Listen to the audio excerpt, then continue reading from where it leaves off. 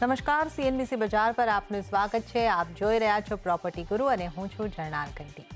તો પ્રોપર્ટી ગુરુના ખાસ એપિસોડની અંદર આપણે આજે જે ખાસ ચર્ચા કરવાના છે, ચર્ચાનો વિષય આપને જણાવી દઉં તો આપણી સામે હવે ચૂંટણીના રિઝલ્ટ્સ આવી ગયા છે અને હવે નવી સરકાર પણ બની ચૂકી છે. તો આપણે જોઈ રહ્યા છે કે નરેન્દ્ર મોદીના નેતૃત્વની અંદર એનડીએની ત્રીજી વાર સરકાર અહીંયા આગળથી બનતી દેખાઈ રહી છે. તો રિયલ એસ્ટેટ માટે હવે અહીંયાથી આગળનું ભવિષ્ય કઈ રીતનું લાગી રહ્યું છે, જે રીતનું આપણે રિયલ એસ્ટેટની અંદર ગ્રોથ જોયો છે એવો આવનારા 5 વર્ષોમાં પણ આ ગ્રોથ રહી શકે છે કે નહીં, શું છે સંભાવનાઓ, આ તમામ અંગેની આજે આપણે ચર્ચા કરવાના છે.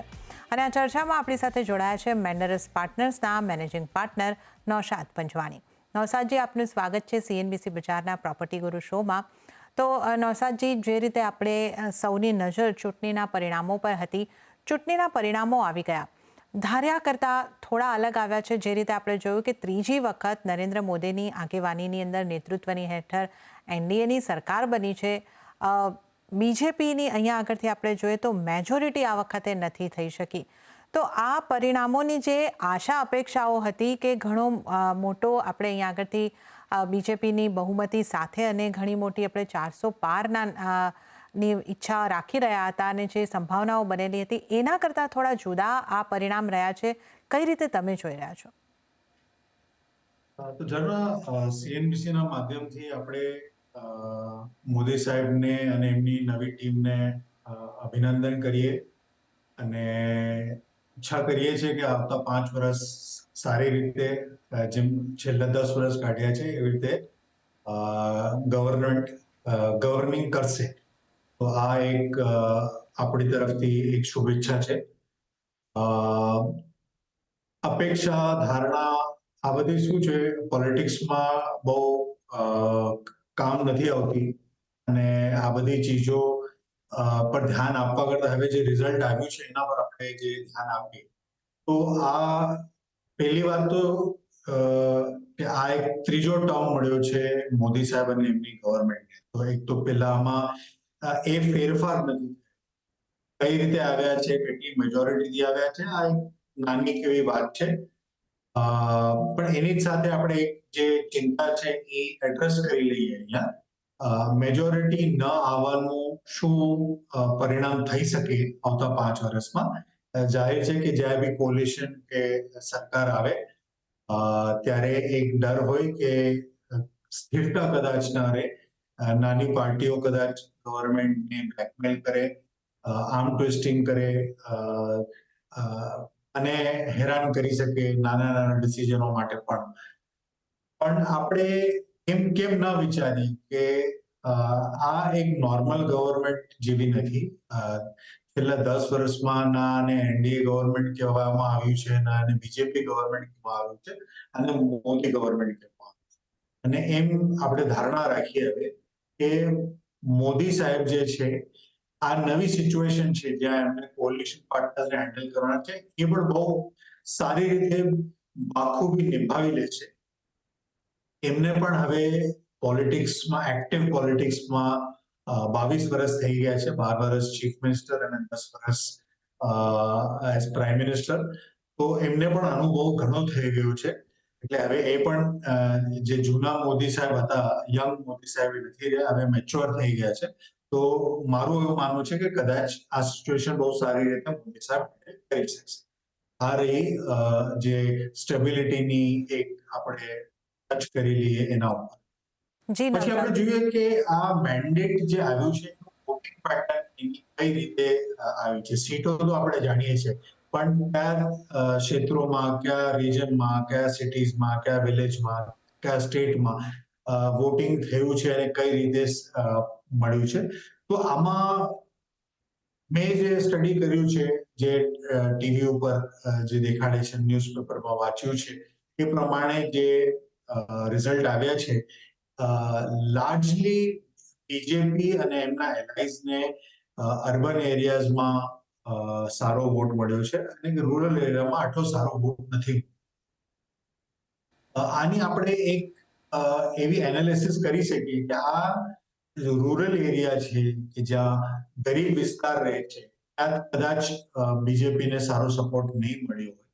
અને હવે આ જાણતા મોદી સાહેબ અને એમની સરકાર છે એ ફોકસ પ્રો પુઅર પર કરશે.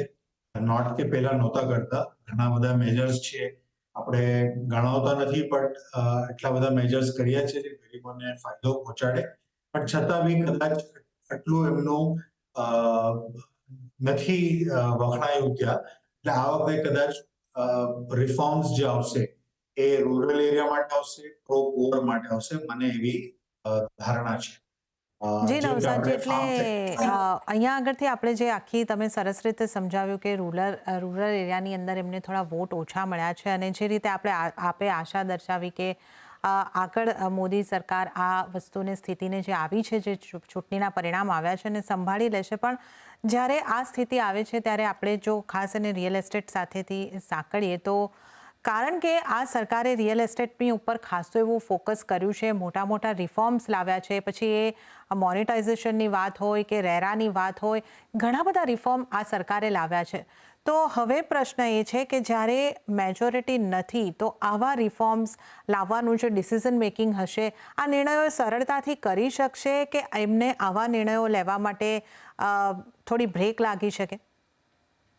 તો આપણે હિસ્ટ્રી જોઈએ. 91માં જ્યારે નરસિંહ રાવ ની સરકાર હતી ત્યારે કોલિશન ગવર્મેન્ટ હતું, અને આઝાદ હિન્દુસ્તાનનું સૌથી પહેલું અને મોટું રિફોર્મ જેને કહીએ ઇકોનોમિક રિફોર્મ એ 91માં લિબરલાઇઝેશન આવેલા એ કોલિશન ગવર્મેન્ટની અંદર જ આવે. વાજપેયી સાહેબે જે રિફોર્મ્સ લાવ્યા છે એ પણ કોલિશન ગવર્મેન્ટની અંદર જ આવે. તો આમાં કોલિશન ગવર્મેન્ટ છે એટલે રિફોર્મ્સ નહીં થાય એ મારું માનવું નથી. મોદી સાહેબ જો પાર્ટનર્સને સારી રીતે હેન્ડલ કરે તો મોટા મોટા રિફોર્મ્સ પાસ કરાવી શકે, એમાં મને કોઈ ડાઉટ નથી.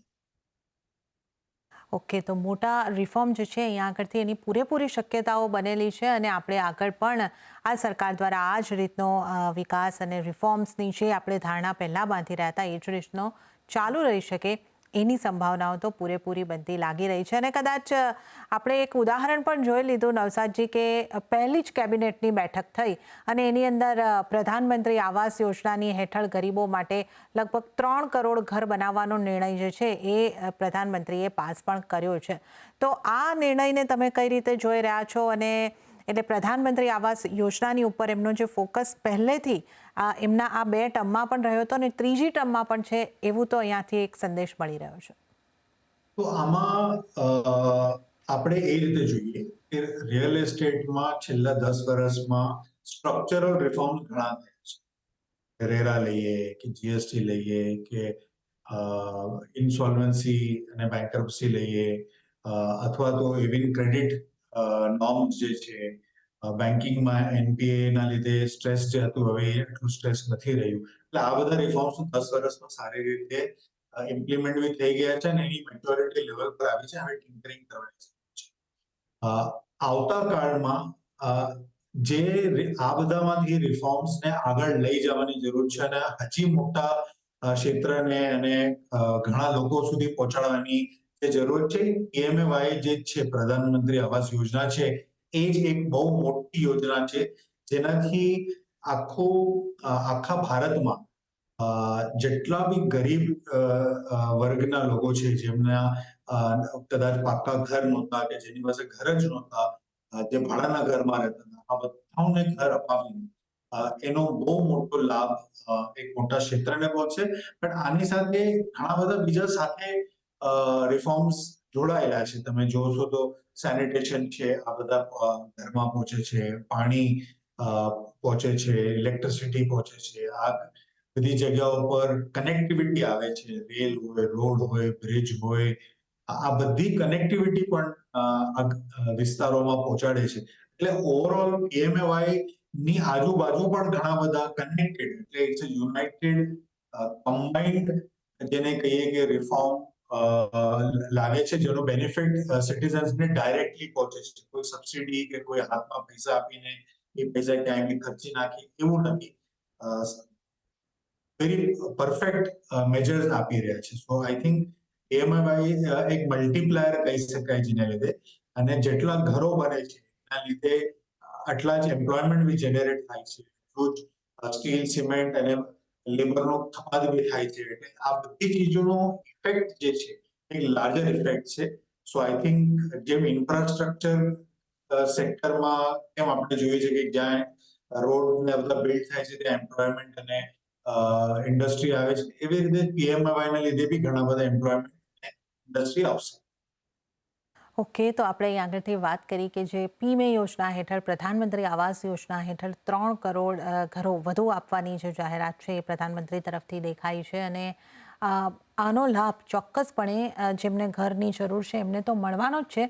સાથે સાથે રિયલ એસ્ટેટ ઇન્ડસ્ટ્રીએ પણ આ મૂવને વેલકમ કર્યું છે અને જે રીતે આપ જણાવી રહ્યા હતા કે ઘણા બધા રોજગાર પણ આની આગળથી જનરેશન થવાના છે અને ઘણી બધી જે ઇન્ફ્રાસ્ટ્રક્ચરની ને એ બધી આપણે અહીં આગળથી જે ચર્ચા કરી, પણ મહત્વની વસ્તુ એક એ પણ છે કે નવું મંત્રીમંડળ પર પણ હવે આપણી સામે ક્લેરિટી આવી ગઈ છે.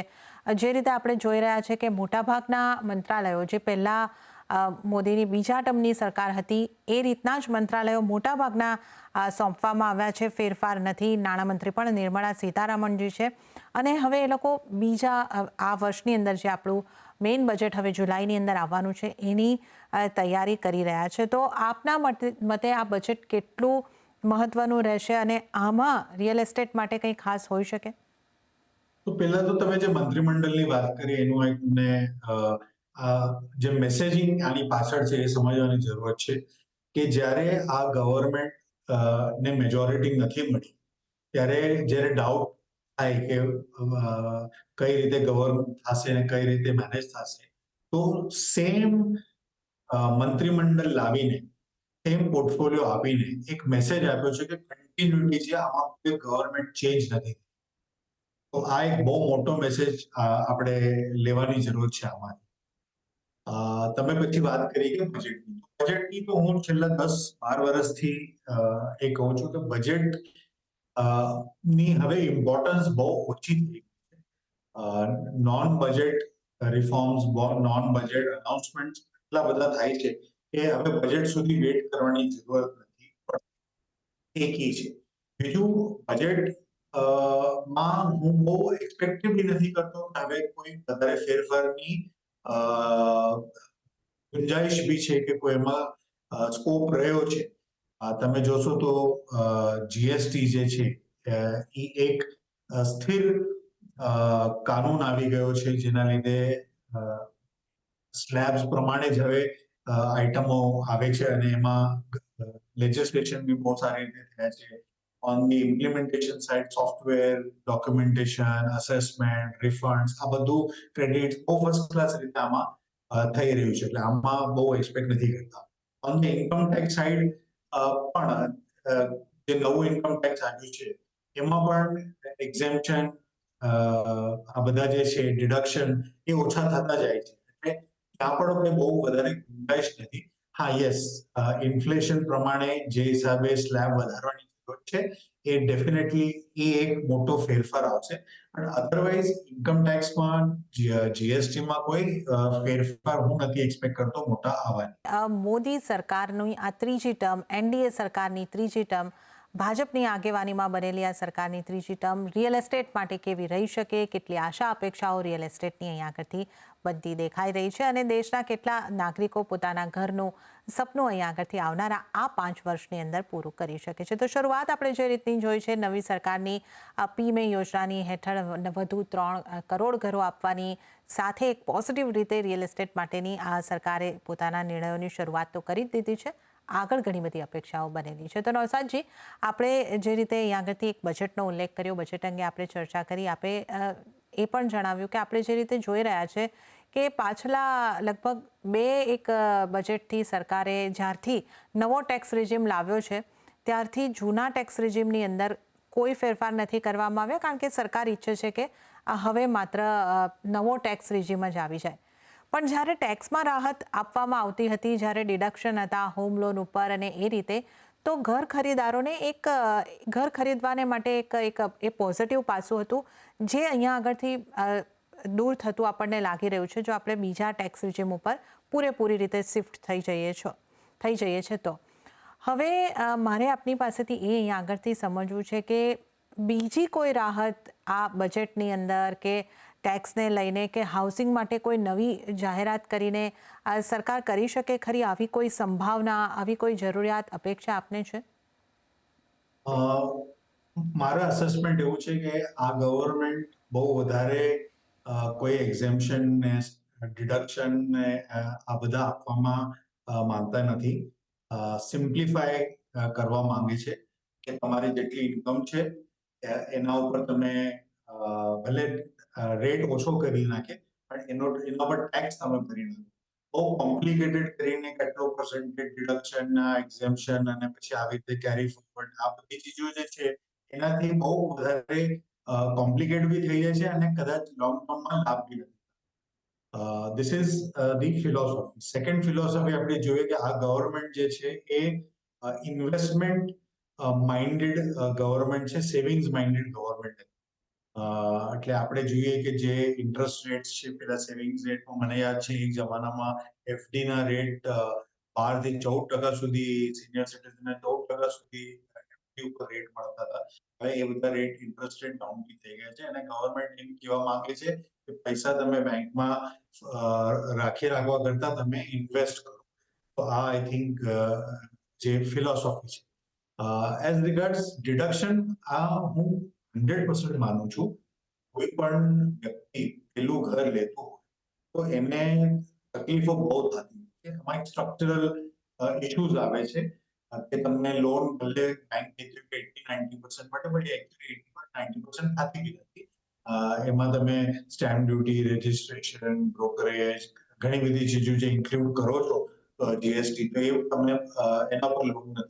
એટલે આવા સ્ટ્રક્ચરલ ચેન્જીસ અને ઇન્કમ ટેક્સમાં ન કહી અને આપણે બેન્કિંગ સેક્ટરમાં ક્રેડિટ માં આપણે જે કરીએ, એક તો ક્રેડિટ અવેલેબિલિટી બેટર કરીએ, જે રીતે હાઉસિંગ માટે પૈસા મળે છે એની ફોર્મ્યુલાઝ ચેન્જ કરીએ, રીપેમેન્ટના ઇન્ટરેસ્ટ અને ઇન્ટરેસ્ટ આ બંને ઉપર જે છૂટ આપવી જોઈએ થોડી છૂટ આપે, તો આ ઘણો બેટર રિફોર્મ્સ થશે જે રાધર દેન કે ઇન્કમ ટેક્સમાં તમને 1 લાખ 1.5 લાખ બાદ મળે એના કરતા સ્લેબ વધારી નાખીએ, અત્યારે જે 7 લાખ જેવો છે એ સમજો 10 લાખ કરી નાખે, 12 લાખ કરી નાખે, તો એ તો ઓટોમેટિક કવર થઈ જ જશે.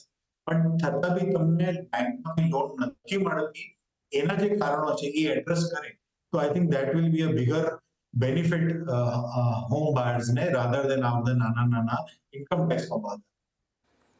ઓકે, તો હોમ બાયર્સ માટે આવા કોઈક જો પગલાં લેવામાં આવે તો એક મોટો ફાયદો અહીં આગળથી મળી શકે છે, તો જેની આપણે અહીં આગળથી ખાસ ચર્ચા કરી છે. તો નવસાદજી, જે રીતે આવા કોઈક પગલાં ઉઠાવવામાં આવે તો હોમ બાયર્સને એક સરળતા રહી ઘર ખરીદવાની, એ છે. પછી આપણે જે ચર્ચા કરી કે રેરા જેવા જે રિફોર્મ થયા એને કારણે રિયલ એસ્ટેટમાં બહુ મોટી પારદર્શકતા આવી.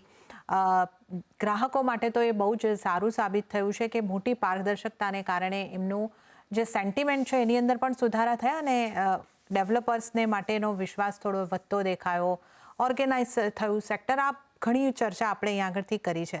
પણ જીએસટી પણ એક મોટું રિફોર્મ રહ્યું, પણ રિયલ એસ્ટેટને માટે અહીંયા આગળથી હજી પણ ડેવલપર્સ હોય કે ગ્રાહકો હોય, બંને પક્ષે આપણે ઘણી બધી સમસ્યાઓ જોઈ રહ્યા છે. આને લઈને આપનું હવે શું કહેવું છે? અહીંયા આગળ કોઈ હજુ કામકાજ થઈ શકે, હજી સરળીકરણની સંભાવનાઓ છે કે હવે જ્યાં છે ત્યાં જ આપણે સ્વીકારીને ચાલવું પડશે? તો આમાં તમે જેમ કીધું કે રેરા છે ફોર એક્ઝામ્પલ, મારા હિસાબે રિયલ એસ્ટેટ માટે આનાથી મોટો રિફોર્મ તો શું જ આવી શકે કે જે ટ્રાન્સપેરન્સી અને ટ્રસ્ટ જે આવી ગયું છે કન્ઝ્યુમરને ડેવલપર, એ બહુ મોટું છે.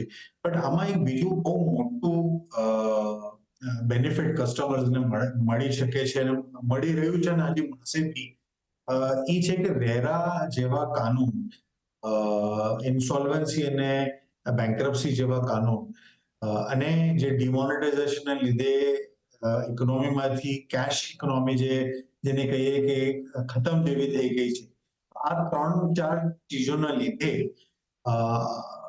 હવે તમે જોશો તો ડેવલપર્સ, લિસ્ટેડ ડેવલપર્સની સંખ્યા વધી ગઈ છે. કોર્પોરેટ ડેવલપર્સ, કોર્પોરેટ હાઉસીસ જે છે મારા ઇન્ફોર્મેશન પ્રમાણે આવતા 3 વર્ષની અંદર તમે નહીં તો 1 ડઝન કોર્પોરેટ બિઝનેસ હાઉસીસ જોશો જે રિયલ એસ્ટેટમાં નથી પણ હવે રિયલ એસ્ટેટમાં આવશે. તો જેના લીધે શું થાય છે કે બ્રાન્ડ આવે છે, જેના લીધે ટ્રસ્ટવર્ધી ડેવલપર્સ આવશે જે પ્રોજેક્ટ સારા ડેવલપ કરશે, જેને કન્ઝ્યુમર ઇનસાઇટ્સ છે, જે રિટેલ કન્ઝ્યુમર સાથે ડીલ કરી લે છે અને કરી શકે. તો આ એક બહુ મોટો બેનિફિટ કહેવાય કે ડાયરેક્ટલી કહો કે ઇનડાયરેક્ટલી કહો કે રિફોર્મ્સના આવશે. તો મારું મત છે કે જેને એમ કહીએ ને કે આપણે મલ્ટીપ્લાયર ઇફેક્ટ, તો છેલ્લા 10 વર્ષમાં જે નાના નાના પગલા ભર્યા છે એનું હવે મોટો બેનિફિટ જે છે મલ્ટીપ્લાયર ઇફેક્ટ એની જે છે આવતા વર્ષોમાં મને દેખાય છે રિયલ એસ્ટેટ માટે, અને બહુ સારું આમાં બેનિફિટ બધાને જ મળશે. વિન વિન સિચ્યુએશન છે. બેંકોના પૈસા ઓછા ડૂબાશે, પ્રોજેક્ટ સારા બનશે અને કોમ્પિટિટિવ જલ્દીથી ઝડપથી થશે, ટેકનોલોજીમાં ઇન્વેસ્ટ થશે, એમ્પ્લોયમેન્ટ જનરેટ થશે, કન્ઝ્યુમરને તમને ટ્રસ્ટવર્ધી પ્રોડક્ટ મળશે, સારા ક્વોલિટીના પ્રોડક્ટ મળશે, ટાઈમ પર મળશે, કદાચ કોસ્ટ પણ ડાઉન જશે. એટલે આ બધી ચીજો ઘણી બધી જોવા જશો તો એક મલ્ટીપ્લાયર એક્સપ્લોઝન જ કહી શકાય કે રિયલ એસ્ટેટ ડિમાન્ડમાં આવવાનું છે. ઓકે, તો આપણે અહીં આગળથી ખાસ ચર્ચા જે કરી છે કે હવે આપણે જે સ્થિર સરકાર ત્રીજી વખત આવતી જોઈ રહ્યા છે, અને આ જે જોઈ રહ્યા છે આપણે તમામ જે પાછલા 10 વર્ષની અંદર રિફોર્મ જે પગલાઓ લેવાયા છે એની મલ્ટીપ્લાયર ઇફેક્ટ આપણને એના ફળ હવે અહીં આગળથી મળવાના શરૂ થશે અને આવનારો સમય રિયલ એસ્ટેટ માટે ઘણો સારો રહી શકે છે. તે પછી રોજગારી આપવાના દ્રષ્ટિએ હોય, ઘર આપવાના દ્રષ્ટિએ હોય કે ડેવલપર્સ દ્વારા આવતી વધારે સ્કીમો, વધારે પ્રોજેક્ટની હોય, તો આવનારો સમય ઘણો સારો રહી શકે છે રિયલ એસ્ટેટ માટે. ત્યારે જ નવસાદજી, આપનો આભાર, આપ અમારી સાથે આ ખાસ ચર્ચામાં જોડાયા અને સમય ફાળવી આપણે આ સરસ ચર્ચા કરી. આપનો ખૂબ ખૂબ આભાર. ત્યારે જ પ્રોપર્ટી ગુરુના એપિસોડની અંદર હાલ પૂરતું આટલું જ, પરંતુ આપને જણાવી દઈએ કે આપના પ્રોપર્ટીને લગતા, ઘરને ખરીદ વેચાણને લગતા કોઈ પણ સવાલ હોય રિયલ એસ્ટેટને લગતા, અમને લખી મોકલો. અમારું ઈમેલ એડ્રેસ છે propertyguru@nw18.com. તો આ સાથે જ આ એપિસોડમાં હાલ પૂરતું આટલું જ. હાલ મને પણ આપશો રજા. વધુ અપડેટ્સ અને સમાચારો માટે આપ CNBC બજાર સાથે જોડાયેલા રહો. નમસ્કાર.